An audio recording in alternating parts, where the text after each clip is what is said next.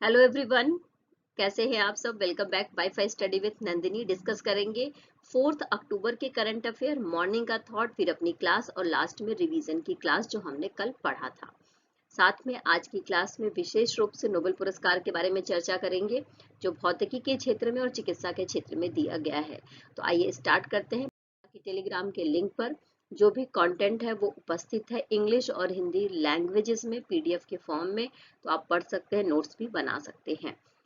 Thought है, जिनमें अकेले चलने का हौसला होता है उनके पीछे एक दिन काफिला होता है। हिम्मत होनी चाहिए अगर आपने कोई लक्ष्य निर्धारित किया है तो उसके पीछे चलने की, क्योंकि जब आप अपने लक्ष्य को पीछा करते हुए आगे बढ़ते हैं तो जब आपको सफल होते हुए लोग देखते हैं तो कई सारे लोग आपसे अपने आप जुड़ने लगते हैं। तो आइए हिम्मत बढ़ाएं, अपने काम पर फोकस करें, अपनी एबिलिटीज को और अपनी कैपेसिटीज को पहचानें, उसके अंदर इम्प्रूवमेंट करें और जीवन में आगे बढ़ते रहिए। पहली बात जो हम करेंगे, विश्व पशु कल्याण दिवस के बारे में करेंगे, वर्ल्ड एनिमल वेलफेयर डे के बारे में, जिसको हर साल 4 अक्टूबर को मनाया जाता है। नाम से ही समझ में आ रहा है कि जो एनिमल्स होते हैं उनके प्रति अगर कोई भी अत्याचार किया जाता है तो उसके विरोध में ये दिन मनाया जाता है।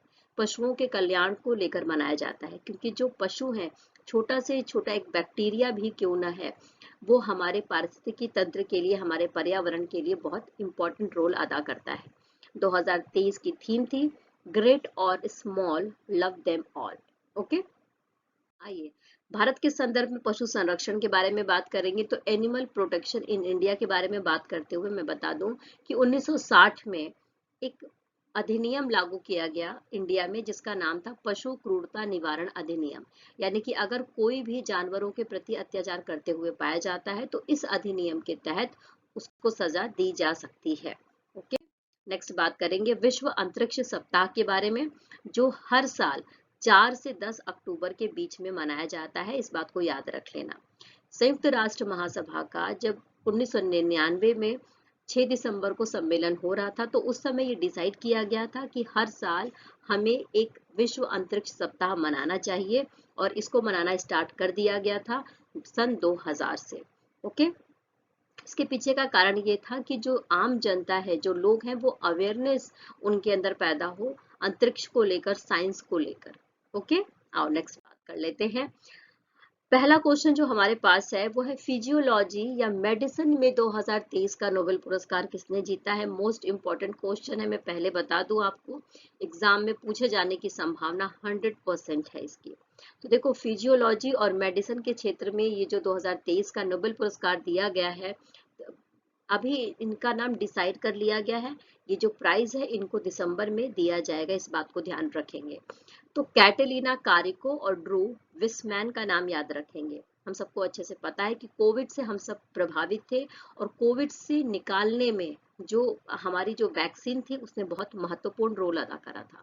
तो ये दो ऐसे वैज्ञानिक थे जिन्होंने जिन्होंने mRNA का इस्तेमाल करते हुए, न्यूक्लियोसाइड जो बेस संशोधन है उसका इस्तेमाल करते हुए कोविड 19 के लिए जो वैक्सीन है उसका निर्माण किया था, जिसकी वजह से हजारों लाखों जानें बचाई गई थी। स्पेशली जो मार्डेना था, मार्डेना का नाम हमने सुना था और हमने फाइजर का नाम सुना था, तो इन्होंने इन्हीं के बायो एनटेक का इस्तेमाल किया था और उसमें mRNA का प्रयोग किया था अपने वैक्सीनेशन में, जो उन्होंने वैक्सीन बनाई थी उसमें। तो इस काम के लिए ही इनको नोबेल पुरस्कार दिया गया है, चिकित्सा या मेडिसिन के क्षेत्र में। इस बात को याद रख लेंगे। ओके, अच्छा देखो, कैटरीना कारिको और ड्रू विस्मैन के बारे में थोड़ी सी यहाँ पर जानकारी ले लेते हैं। तो देखो, कारिको और विस्मैन के बारे में बात करें तो दोनों पेंसिल्वेनिया विश्वविद्यालय से संबंधित हैं, और यहीं पर चिकित्सा के क्षेत्र में स्पेशली जो जैव वैज्ञानिक है, जो जीव विज्ञान है, उससे रिलेटेड ये कोई ना कोई संशोधन या कोई ना कोई रिसर्च करते रहते हैं। साथ में मैं आपको बता दूं कि 10 दिसंबर को ये पुरस्कार दिया जाएगा, क्योंकि 10 दिसंबर को जो अल्फ्रेड नोबेल थे उनकी पुण्यतिथि मनाई जाती है, और उन्होंने जब अपनी वसीयत लिखी थी तो उसमें बताया था कि मेरी पुण्यतिथि के दिन, यानी जिस दिन मेरी मृत्यु हुई है, उस दिन नोबेल पुरस्कार दिया जाना चाहिए। Okay, clear. आइए नोबेल पुरस्कार के बारे में चर्चा कर लेते हैं। देखो बहुत सारी ऐसी स्टैटिक जीके से रिलेटेड क्वेश्चंस आते हैं एग्जाम में, है ना। तो नोबेल पुरस्कार के बारे में चर्चा करते हुए सबसे पहले अल्फ्रेड नोबेल का नाम हमें याद होना चाहिए, क्योंकि इनकी जो मृत्यु थी उस मृत्यु से पहले ही इन्होंने अपनी वसीयत लिख दी थी। और जब 1895 में या 1896 में इन्होंने वसीयत लिखी और उस वसीयत में इन्होंने क्लियरली मेंशन किया कि इनकी जो मृत्यु है, इनकी जो पुण्यतिथि है, उस दिन ही नोबेल पुरस्कार दिए जाने चाहिए। इनको हम डायनामाइट के आविष्कारक के रूप में जानते हैं, यानी कि जो डायनामाइट है इसके आविष्कारक कौन थे, तो अल्फ्रेड नोबेल थे। इस बात को याद रख लेंगे। पहली बार जो नोबेल पुरस्कार दिए गए थे वो 1909 में दिए गए थे। 6 श्रेणियों में पुरस्कार दिए जाते हैं। तो देखो भौतिकी के क्षेत्र में, साहित्य के क्षेत्र में, शांति के क्षेत्र में, अर्थशास्त्र के क्षेत्र में, रसायन और फिजियोलॉजी या जिसको हम चिकित्सा कहते हैं, जिसको हम मेडिसिन कहते हैं, उसके क्षेत्र में। साथ में मैं आपको बता दूं कि सारे जो ये पुरस्कार हैं ये स्वीडन में स्टॉकहोम में दिए जाते हैं, लेकिन सिर्फ एक शांति का जो अवार्ड है वो नॉर्वे में दिया जाता है। इस बात को याद रख लेना। और इन सब के लिए इन ये जो 6 श्रेणियों में पुरस्कार दिए जाते हैं, इन सभी के लिए अलग अलग कमेटियां बनी हैं जो पुरस्कार पाने वाले का नाम डिसाइड करती है। ओके, तो ये थोड़ी सी जानकारी हो गई नोबेल पुरस्कार के बारे में। क्लियर। जैसा कि मैंने आपको बता दिया, स्टॉकहोम में दिया जाता है, हर साल 10 दिसंबर को दिया जाता है, इनकी पुण्यतिथि जब मनाई जाती है। लेकिन सिर्फ शांति का जो पुरस्कार है वो नॉर्वे के ओस्लो में दिया जाता है। इसमें एक गोल्ड मेडल होता है, एक सर्टिफिकेट होता है और जो भी राशि है वो होती है। किसी को मरणोपरांत ये नोबेल पुरस्कार नहीं दिया जाता है, इस बात को याद रख लेंगे। क्वेश्चन पूछा जा सकता है, यदि मृत्यु के बाद किसी को नोबेल पुरस्कार नहीं दिया जाता है, और संयुक्त रूप से अधिकतम 3 लोगों को नोबेल पुरस्कार दिया जा सकता है। आइए भारत के संदर्भ में बात करें कि भारत के किन किन लोगों को कब कब नोबेल पुरस्कार दिया गया है। तो भारतीय मूल के सबसे पहले व्यक्ति जिनको नोबेल पुरस्कार दिया गया था उनका नाम है रविंद्रनाथ टैगोर, जिनको साहित्य के क्षेत्र में 1913 में सबसे पहले नोबेल पुरस्कार दिया गया था। मदर टेरेसा का नाम, जिनको शांति के लिए 1979 में जो नोबेल पुरस्कार है वो दिया गया था। चंद्रशेखर वेंकट रमन भौतिक शास्त्र के लिए 1930 में दिया गया। हरगोविंद खुराना को चिकित्सा के लिए 1960 में दिया गया। सुब्रमण्यम चंद्रशेखर को भौतिकी के लिए दिया गया 1983 में। अमर्त्य सेन को अर्थशास्त्र के लिए दिया गया। वी.एस. नायपॉल को साहित्य के लिए दिया गया 2001 में। और वेंकट रमन रामाकृष्णन इनको रसायन विज्ञान के लिए दिया गया। और कैलाश सत्यार्थी जिनको मलाला यूसुफजई के साथ दिया गया था शांति के लिए पुरस्कार 2014 में। तो इस बात को याद रख लेंगे, यानी भारत की तरफ से 2014 में किसी ने नोबेल पुरस्कार जीता है तो उसका नाम है कैलाश सत्यार्थी, जिनको शांति के लिए दिया गया था और मलाला यूसुफजई के साथ दिया गया था। ओके, मलाला यूसुफजई वही महिला है जिन्होंने तालिबान के खिलाफ एक मोर्चा खोला और उससे आगे निकलकर अपनी शिक्षा पूरी की और लड़कियों को पढ़ाने में उनका विशेष योगदान रहा है। आइए नेक्स्ट बात करते हैं। भौतिकी के क्षेत्र में 2023 का नोबेल पुरस्कार कितने व्यक्तियों को संयुक्त रूप से दिया गया है। तो हमने अभी पढ़ा कि संयुक्त रूप से अधिकतम 3 व्यक्तियों को दिया जाता है। तो आइए इन तीनों का नाम देख लेते हैं, ये कौन। देखिए यहाँ पर पियरे एगोस्टिनी, फेरेंक क्रॉस और एनी एल हुइलियर। ओके, इन तीनों का नाम एक साथ पूछा जा सकता है। किसी एक का नाम पूछकर दूसरे तीसरे का कॉम्बिनेशन पूछा जा सकता है, या किसी एक का नाम पूछकर ये पूछा जा सकता है इन्हें किस क्षेत्र में फिजिक्स के लिए नोबेल प्राइज दिया गया है।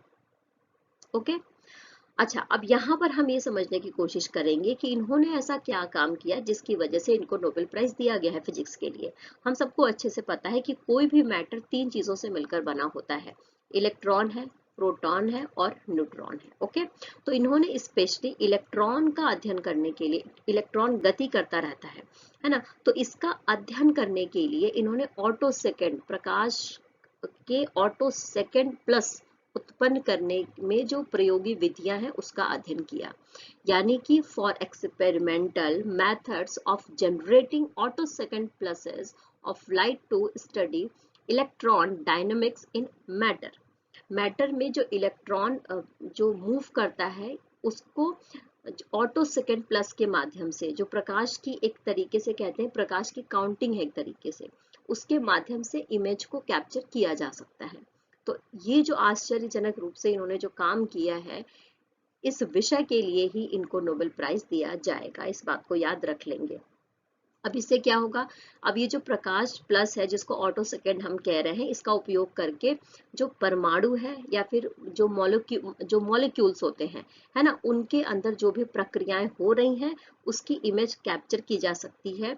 उनकी जो एक तरीके से कहूँ तो उनकी फोटो ले जा सकती है, उनके बारे में, उनमें क्या गतिविधियां चल रही हैं, किस तरीके से वो एक्टिविटी कर रही है, इसके बारे में पता लगाया जा सकता है। तो आप देख सकते हैं कितनी ज्यादा इंपॉर्टेंट एक न्यूज आपके सामने आई है। पियरे एगोस्टिनी के बारे में अगर मैं बात करूं तो ये ओहियो स्टेट यूनिवर्सिटी कोलंबस में काम कर रहे हैं जो यूएसए की है। फेरेंग क्रॉस के बारे में बात करूं तो यूनिवर्सिटी म्यूनिख जर्मनी के प्रोफेसर हैं ये। और एनी एल हुइलियर के बारे में बात करूं तो ये जो है स्वीडन के प्रोफेसर है, इस बात को याद रखेंगे। 11 मिलियन स्वीडिश क्रोनर दिया जाएगा जो इन तीनों जो ये प्रोफेसर्स हैं इनके बीच में बांटा जाएगा। स्वीडन की जो मुद्रा है वो स्वीडिश क्रोनर है, इस बात को याद रख लेंगे। ओके, देखिए 1901 में स्टार्ट कर दिया गया था नोबेल प्राइज देना, तो 1901 से लेकर 2022 तक 222 नोबेल पुरस्कार विजेताओं में 116 बार भौतिकी दिया जा चुका है, भौतिकी के लिए प्राइज दिया जा चुका है। इसमें से 2 बार एक ही साइंटिस्ट को या एक ही प्रोफेसर को दिया जा चुका है भौतिकी के लिए नोबेल प्राइज, इस बात को ध्यान रख लेंगे। उनका नाम क्या है, तो उनका नाम है जॉन बार्डीन। ओके, 1956 में और फिर 1972 में इनको भौतिकी में नोबेल प्राइज दिया गया था। तो अभी अगर मैं बात करूं तो 221 व्यक्तियों को भौतिकी में नोबेल प्राइज दिया जा चुका है, इस बात को याद रख लेंगे। क्लियर? आइए नेक्स्ट बात करते हैं बीआरओ के बारे में। BRO border road organisation, okay, यानी कि सीमा सड़क संगठन एक तरीके से कह सकते हैं। तो बीआरओ के लिए, बीआरओ के प्रमुख के रूप में या फिर हम जिसको कह सकते हैं कि महानिदेशक के रूप में किसे नियुक्त किया गया है, तो रघु श्रीनिवासन जी का नाम याद रख लेंगे, इनको नियुक्त किया गया है, यानी कि बीआरओ के हेड बन जाएंगे ये। साथ में ही मैं बता दूं कि ये 28वें नंबर के बीआरओ के महानिदेशक बनेंगे और राजीव चौधरी जो रिटायर हो गए हैं उनके बाद इनको ये पद मिला है, इस बात को याद रख लेंगे। स्पेशली इन्होंने जो बॉर्डर है उस पर काम किया हुआ है, अरुणाचल प्रदेश, हमारा जो जम्मू कश्मीर है वहां पर, भूटान नेपाल से रिलेटेड जो हमारा बॉर्डर है, उत्तर और उत्तरी पूर्वी जो हिस्सा है वहां पर, तो इस वजह से ही इनको महानिदेशक बनाया गया है। लेफ्टिनेंट जनरल रघु श्रीनिवासन का नाम याद रख लेंगे। सीमा सड़क संगठन बीआरओ, देखो स्पेशली जो हमारी सीमा है उत्तर और उत्तरी पूर्वी हिस्सा, वहां पर ये बॉर्डर पे एक तरीके से कंस्ट्रक्शंस करने का काम करती है। अगर मैं बोलूं इसके काम के बारे में तो अभी तक 63,000 किलोमीटर से अधिक की सड़कों का निर्माण कर चुकी है। 976 पुल बना लिए हैं, 6 सुरंग बना लिए हैं और 21 हवाई क्षेत्रों का निर्माण किया है। 7 मई 1960 में इसकी स्थापना करी गई थी। इस बात को ध्यान में रखते हुए कि हमारा जो उत्तर और उत्तरी पूर्वी वाला हिस्सा है वहां पर निर्माण होना चाहिए, इस बात को ध्यान में रखते हुए अगर मैं सिर्फ पिछले साल के बारे में बात करूं तो 5,400 करोड़ रुपए की लागत से लगभग 8 परियोजनाओं को इन जो बीआरओ है उसने सही तरीके से कवर कर लिया है, पूरा कर लिया है, जिसमें आप देखेंगे 193 परियोजनाएं पूरी करी गई हैं, यानी कि जो 8 सीमावर्ती राज्य हैं हमारे देश के, वहां पर 193 परियोजनाओं को पूरा किया गया है सिर्फ पिछले एक साल में। तो आप देख सकते हैं कि किस तरीके से जो बीआरओ है वो डट कर काम कर रही है हमारे बॉर्डर पर। ओके, आइए नेक्स्ट बात कर लेते हैं। ये जो न्यूज है वो मालदीव से रिलेटेड न्यूज है। मालदीव के राष्ट्रपति का चुनाव हुआ था तो उसमें जीत हासिल करी है डॉक्टर मोहम्मद मुइज्जू ने। स्क्रीन पर जिसे आप देख रहे हैं ये है डॉक्टर मोहम्मद मुइज्जू। ये पीपीएम पीएनसी जो गठबंधन है उससे रिलेट करते हैं वहां के, और 46% वोटों से ये आगे चल रहे थे और 53% से अधिक वोट इनको मिले हैं। ओके, मालदीव के बारे में चर्चा करेंगे तो जैसा कि भारत का मैप आप देख रहे हैं, भारत के मैप में भारत का जो दक्षिणी पश्चिमी एरिया है वहां पर आपको मालदीव देखने को मिल जा रहा है और साथ में श्रीलंका से भी इसका जो श्रीलंका भी इसके पूर्वी हिस्से में आपको देखने को मिल जाएगा। भारत और मालदीव के बीच में जो दूरी है वो 750 किलोमीटर की दूरी है, इस बात को याद रख लेंगे। हिंद महासागर में स्थित है, साथ में दक्षिण एशिया में स्थित है और यहाँ की मुद्रा मालदीवियन रुपया है और यहाँ की लैंग्वेज धीवे ही है। ओके, आइए नेक्स्ट बात कर लेते हैं, किस स्थान पर खादी महोत्सव का उद्घाटन किया गया है। तो गांधी जी का बर्थडे गया है 2 अक्टूबर को, तो 2 अक्टूबर को ही खादी महोत्सव का आयोजन किया गया है। कहाँ पर? मुंबई में। 1 महीने के लिए ये चलेगा और हमारे देश के जो हमारे एमएसएमई मंत्री हैं, यानी कि केंद्रीय सूक्ष्म लघु और मध्यम उद्योग मंत्री हैं नारायण राणे जी, उनके द्वारा इसका उद्घाटन किया गया है। 30 अक्टूबर तक चलेगा और इसमें खादी से संबंधित जो प्रोडक्ट है उस पर 20 से 25% की छूट भी दी जाएगी। साथ में ही वोकल फॉर लोकल, ये जो कॉन्सेप्ट है, इसके साथ में ही जो खादी महोत्सव है उसका उद्घाटन किया गया है मुंबई में। ओके, 31 अक्टूबर तक जो चल, देखिए ADIPEC के बारे में बात कर रहे हैं। 2023 का जो आयोजन है वो कहाँ पर किया गया है। इसमें भाग लेने के लिए हमारे देश के जो पेट्रोलियम मंत्री हैं हरदीप सिंह पुरी जी, वो गए हैं अबू धाबी, यानी ये जो सम्मेलन है 2023 का वो अबू धाबी में किया गया है और वहां पर इन्होंने भारत मंडपम का उद्घाटन किया, क्योंकि लगभग 30 देशों के मंडप यहाँ पर आएंगे और उसमें से भारतीय मंडप का उद्घाटन इनके द्वारा किया गया है। इसका मतलब ये है कि यहाँ पर अलग अलग देशों के द्वारा पेट्रोलियम के क्षेत्र में जो भी या ऊर्जा के क्षेत्र में जो काम किया जा रहा है उसकी एक तरीके से प्रदर्शनी लगी है, जिसमें जीवाश्म ईंधन का कम प्रयोग करना है, हरित ऊर्जा का ज्यादा से ज्यादा प्रयोग करना है, ऊर्जा के अलग अलग तरीके के जो स्रोत हैं, सोर्सेज हैं, उनकी एक तरीके से कहूँ तो प्रदर्शनी है। इसमें 30 देशों के मंडपों में से भारत का मंडप एक है और आप देखेंगे कि भारत ने बढ़ चढ़कर इसमें हिस्सा लिया है और भारत की जो अपनी टेक्नोलॉजी है उसके साथ में भारत यहाँ पर गया हुआ है अबू धाबी में। इस बात को याद रख लेंगे। 164 देश इसमें पार्टिसिपेट कर रहे हैं और 164 देशों के लगभग 1,60,000 से अधिक जो लोग हैं वो इसमें शामिल हुए हैं। 5 अक्टूबर को ये समाप्त हो जाएगा। 2 अक्टूबर से स्टार्ट होकर 5 अक्टूबर तक ये चलने वाला है। क्लियर? आइए नेक्स्ट बात कर लेते हैं, मिलिट्री नर्सिंग सर्विस का स्थापना दिवस मनाया गया है। पूछा जा रहा है कि ये स्थापना दिवस कब मनाया गया है। तो देखो, जो मिलिट्री नर्सिंग सर्विस है इसकी स्थापना 1 अक्टूबर को करी गई थी। तो 1 अक्टूबर 2023 को ही हमने इसका 98 नंबर का जो स्थापना दिवस है वो मनाया है। जो हमारी मिलिट्री है उसमें जो नर्सिंग सर्विस है उसका बहुत महत्वपूर्ण योगदान है और ये पूरी तरीके से महिलाओं को समर्पित यूनिट के रूप में काम करती है। इस बात को भी याद रख लेंगे। ओके, साथ में ही सबसे पहले जब भारत गुलाम था ब्रिटिश गवर्नमेंट का, तो उस समय 1888 में ही भारतीय सेना नर्सिंग सेवा की स्थापना कर दी गई थी 1888 में।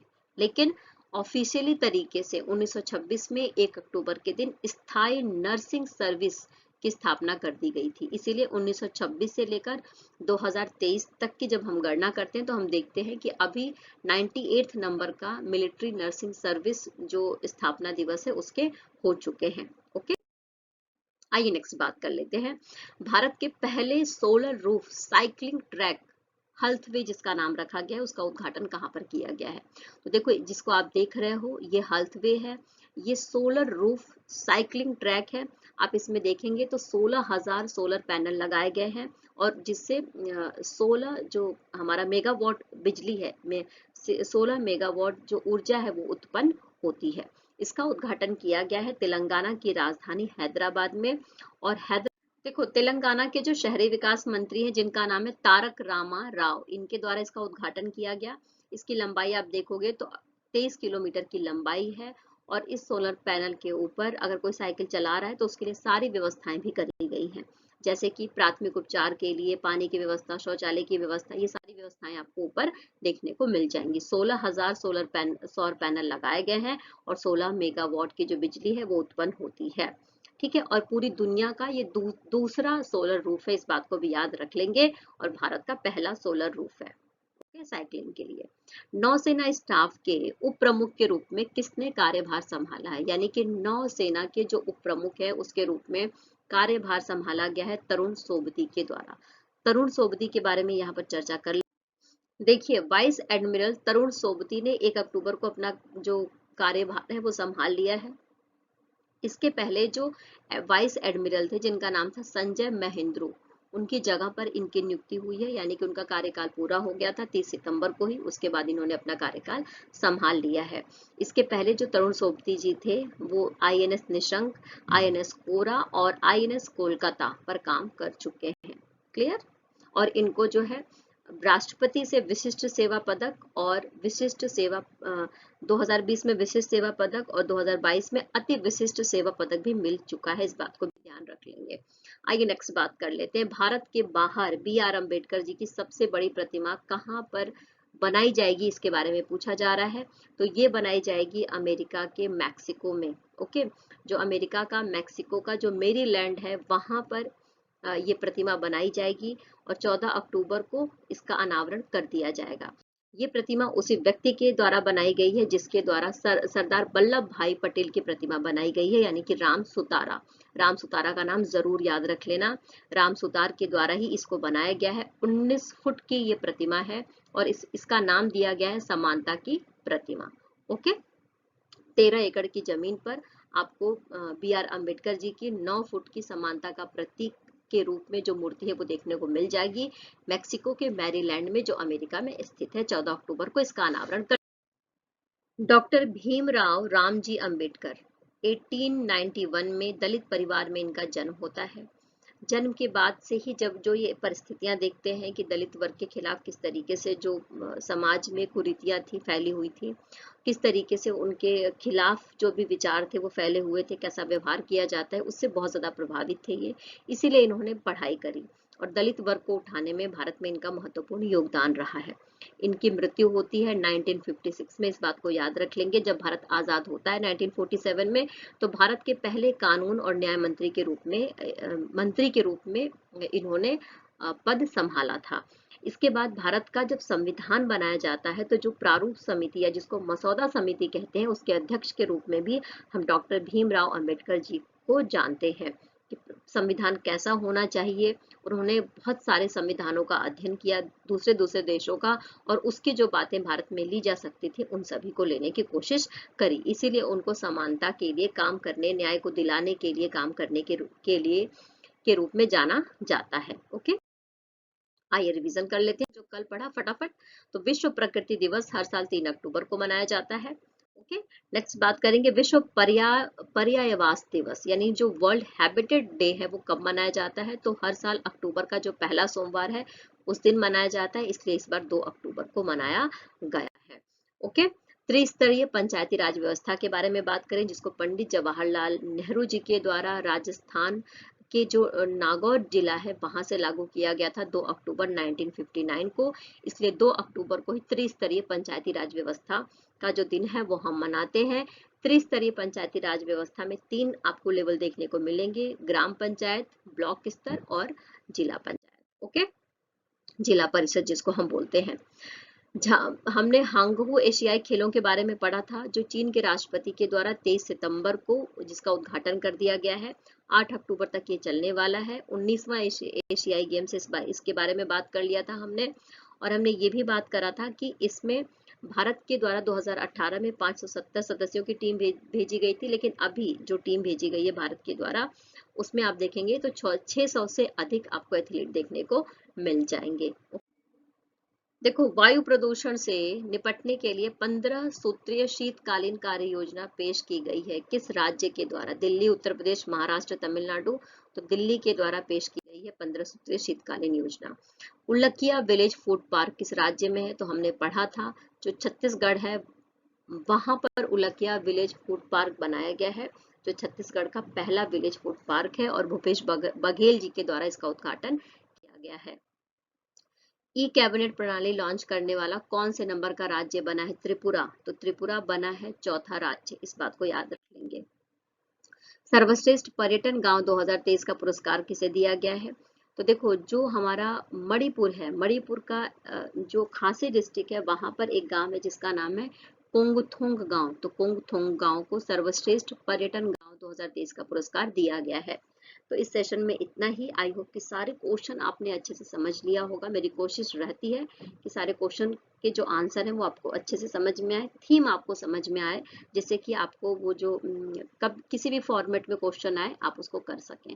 तो प्लीज़ मेरे साथ बने रहिए, हौसला बढ़ाते रहिए, कमेंट ज़रूर करते रहिए, सुझाव ज़रूर देते रहिए। Take care, bye bye. कल मिलेंगे नए विचारों के साथ, नए न्यूज़ के साथ में। खूब खुश रहिए, खूब पॉजिटिव रहिए, जीवन में आगे बढ़ते रहिए और जो आप पर भरोसा करे उसके साथ हमेशा बने रहिए। Take care, bye bye.